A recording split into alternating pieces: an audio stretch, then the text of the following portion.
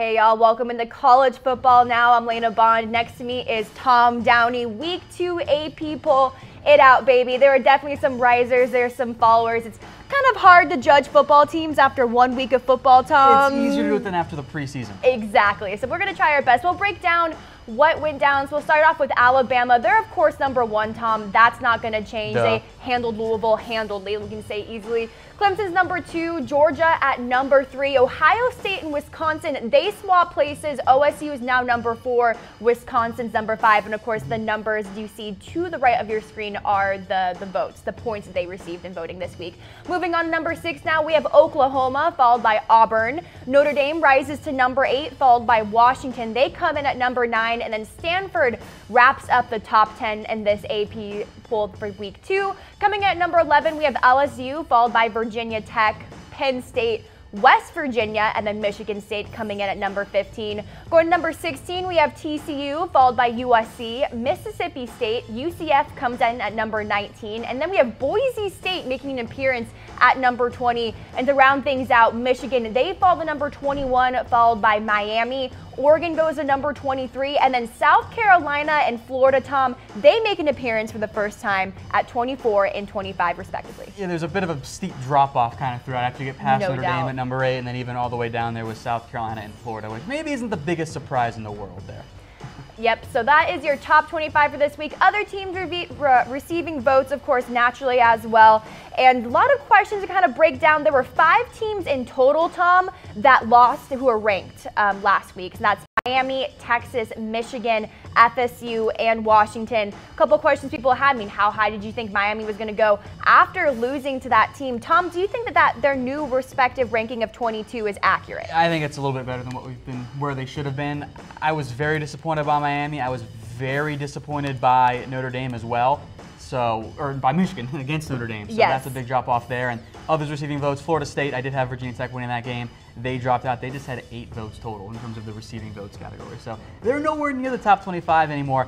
Texas received 0 votes this week. They are completely off the list there. I think that makes sense to me. What also makes sense is using the Game Time app, the #1 app on the App Store for all your last-minute ticketing needs.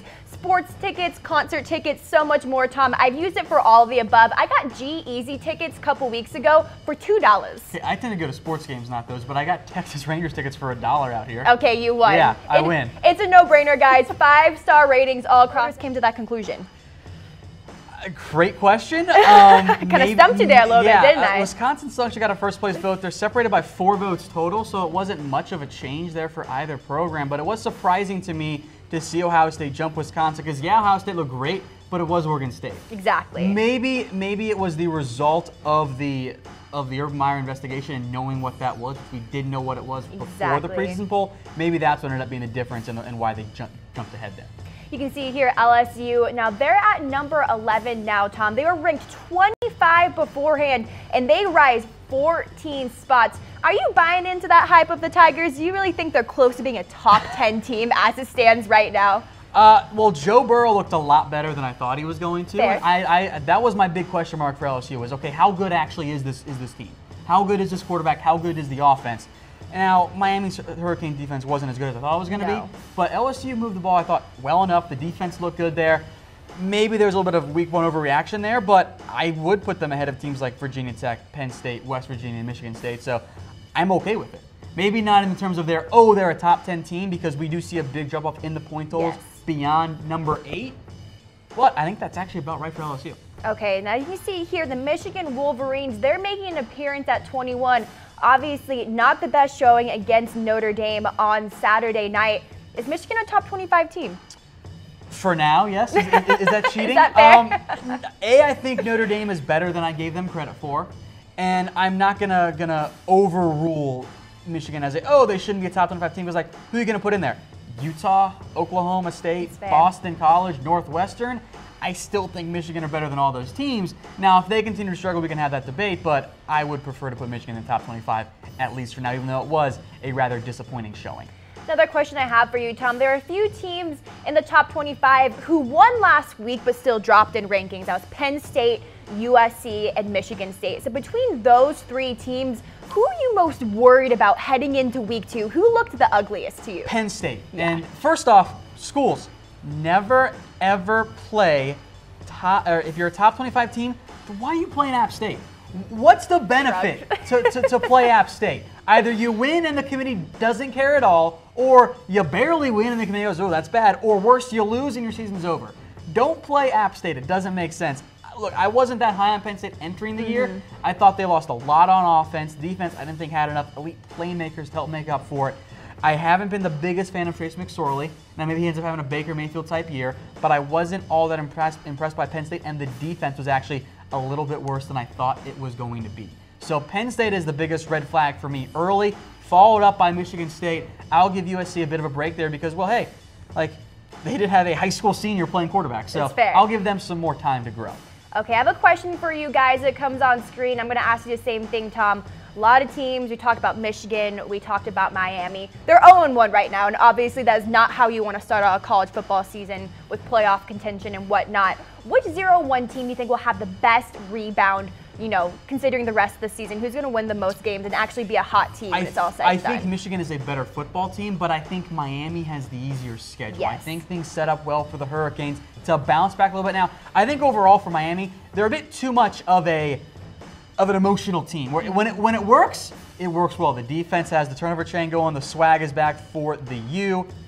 The other concern there for me for Miami is that when things go bad, they don't tend to bounce back the way that they should. I think that in the end, that kind of ends up being on the shoulders of Mark Richter. That's an issue for him. But I think they'll be okay. I don't trust the ACC schedule overall enough to really have Miami lose 5 games or whatever. I think they'll bounce back. I don't think they're going to make a run for a national title like they had hoped. The U is not back yet, but I think that they can still get back on track. And as we continue looping through these teams here, I do have one more question for you. Yes. What do you think about Boise State? I will not rule out Boise State. Let's see them play some real teams first. Okay. And again, in the end, the committee's going to find a way to not put the top 25 or a CFB there in there. So I don't think that's an issue there. All right, guys, keep on getting your comments and your thoughts about the Week 2 AP poll. A lot of interesting stuff, and we'll be sure to continue to answer your questions as this loops. And one last shout out to Game Time for sponsoring college football now today. Head to chatsports.com/tickets to download the #1 ticketing app you can find anywhere, Tom. Oh, you're going to save so much money. This up to 60% off compared to the other ticketing sites. Chatsports.com/tickets is the way to go. All right, we'll see you guys later on in the week for some more college football highlights. Actually, we're going to keep it rolling here with some more top 25 action as well. We'll kind of keep this here for those of you just now joining us here. Alabama, they're still #1. Clemson, Georgia, Ohio State, Wisconsin. As you mentioned, Lena, the switch between Ohio State and Wisconsin I thought was rather interesting. I thought that was really interesting too, and you made a really good point here, Tom, about Ohio State. They did just play Oregon State. I mean, arguably, I'm not even sure if Oregon State should be in the Pac-12 anymore. I am a homer. They're little brothers. We love them very much, but I mean, that was just, they've been abysmal for the last few years. And Wisconsin versus Western Kentucky, I mean, that was kind of an iffy game in the very beginning. I mean, Jonathan Taylor obviously showed out, so it'll be interesting to see how they continue to fight for that 4 spot moving forward the rest of the season, Tom. What's interesting to me as we get here to 6 to 10 is Washington. Yeah, they lost to Auburn, who is still a top 10 program there, #7. They are behind. They are ahead of undefeated Stanford, which I didn't really expect. I was curious to see how far would Washington drop. They only dropped 3 points now, or 3 spots. Now there's a 5-vote difference, which is very minimal for this point. But I do find it interesting that there's a steep drop-off. You see it right there. From #8 to #9, that tells me that the voters, they feel good about their top 8. After that, they're not really all too sure. I have a lot of questions that come to me right now just looking at this. First off, Notre Dame, are they really the 8th best team in the nation? I mean, I understand they looked really good against Michigan, but was Michigan just that bad? Well, who would you put above them? Like that. I think I think that's the thing. Like Notre Dame has a top 25 win. You're gonna maybe vote LSU all the way up from 25. That was a steep jump. They actually will get to them next. They're #11 right now. I think that's fair for them. They went from number 25 to 11. Va Tech took a huge jump, 20 to 12. West Virginia slid up a couple spots. Then you had Penn State and Michigan State dropping. So after mentioning how they were, I think it was 5 of the top 14 teams last week, or in the preseason poll, were of the Big Ten, that number has down to 2 because Michigan falls quite away and Michigan State drops to #15 as well. We touched on this a little bit before, Tom. USC, JT Daniels getting his first start versus UNLV. Is this kid everything that we've hyped him up to be? I need to see more. Okay. It was UNLV, and it was a little dicey early on in that game, so I'm not going to declare it one way or the other. J.D. Daniels is not ready yet, or he's the next greatest thing. He's the best quarterback since Sam Darnold or whomever, I guess you want to put down for USC. Carson Palmer, if you want to go back. So I was intrigued by that they started him. I'm kind of glad that they started him because I wanted to see, okay, what does this high school senior have to offer? Right. And I think there's enough for promise there. UCF, Boise State, maybe, just maybe, one of those two teams can find one to break the glass ceiling and make their way into the college football playoff. That'd be really special. And we'll take a look again at 21 through 25. My Oregon Ducks come in at number 23, one spot higher than they were last year, last week, naturally. Justin Herbert, quarterback. And that's what I want to talk about. I want to talk about the Heisman race a little bit. So Justin Herbert, he had 5 touchdowns, did have 2 interceptions. You know, that obviously doesn't look super great. But what Heisman candidate? I'm talking Tua, I'm talking Jonathan Taylor, Bryce Love. Is it going to be Tua? It's going to be Tua. Is it Tua time? The best player on the best team who happens to be a quarterback? Yeah, it's Tua time. The dude was 12 of 16 for 2 TDs also, and plus a rushing TD. He was fantastic. Now, I know QBR isn't the ideal stat over at ESPN. It's not necessarily perfect. The raw QBR was 99.1. Tua was basically flawless against Louisville. He looked so good. And begs the question, though, what do you do with Jalen Hurts? Well, for starters, you make him your backup, and then he transfers after a year. I think we can put an end to the, how is Tua a Heisman favorite? You only put half of football. Well, when your half of football is against Georgia, which is a really good defense, and in the college football national championship, I think that half of football weighs a little bit more. All right? Tua is not, this is not a Cardell Jones situation. This is Tua Tags being the next big thing in college football. I mean, you can't help but feel a little bit bad for Jalen Hurts, right? I mean, 28-2 as a starter in the SEC. Really didn't do anything to lose his job per se. Well, he's not a good thrower, but that's okay because Alabama still won with him, and they won it in an impressive fashion. It does kind of suck for him, but he'll be okay. He'll be able to find another program after the year. We'll definitely be monitoring the whole biggest name in college football free agency thing as Jalen Hurts looks to transfer away from Alabama next season. And here are some of the teams that received votes. Also, you mentioned Utah. They had some votes. Oklahoma State, Boston College, Texas A&M with Jimbo Fisher, then Northwestern, of course, they were receiving some votes too. I sleep on a bed. All of you are sleeping on Northwestern right now. They were looking good. I like what I saw of them. They needed, I think, do a little bit more consistency overall, and the quarterback was kind of banged up, but I'm not going to sleep on Northwestern anymore. Maybe they end up in, I think at the end of the year, they'll be a top 25 team. Ooh, I like that. Hot take. All right, let's move on to Maryland, the Ole Miss, NC State. Now, Florida State, they probably dropped a lot into consideration of receiving votes. 8 votes total for them. Are they going to sneak their way back into the top 25 at any point this season? Maybe at some point if they get on a little streak because they have the benefit of being Florida State. But Willie Taggart overall, for the most part, his first years haven't actually been that good in the stops he's went. It's always been year 2 that's been really good for him, of course, minus Oregon because that didn't count because he was only there for a year. So I didn't really put a lot of stock in FSU, but I think year 2, watch out for the Noles. More receiving votes. We have Houston, Washington State, Iowa State, Kansas State, and Low-key, Iowa. Kind of surprised that Kansas State, Brett Scott's alma mater, got votes because they nearly lost to South Dakota and needed a field goal doinked off their front upright to force overtime.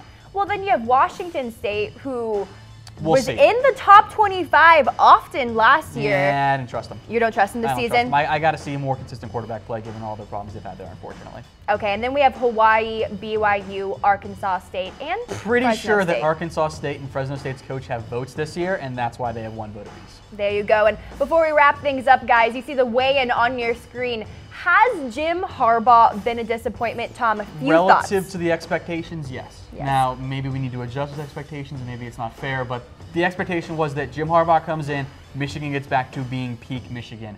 That hasn't happened yet. So if it doesn't happen this year or next year, all of a sudden, the narrative changes to, hey, is Harbaugh even the right guy for Michigan? Gotta wonder. All right, guys, thanks for tuning in to College Football Now. We'll keep on looping all the rankings in case you missed anything, and we'll catch you on later in the week for more some college football highlights.